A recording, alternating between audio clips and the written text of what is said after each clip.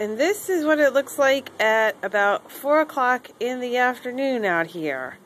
About 2 hours after the last video I took.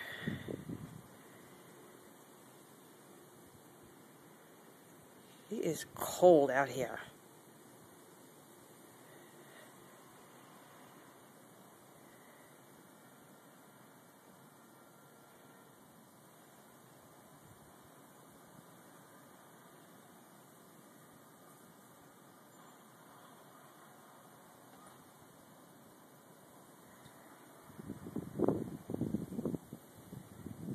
Okay, I think I had enough.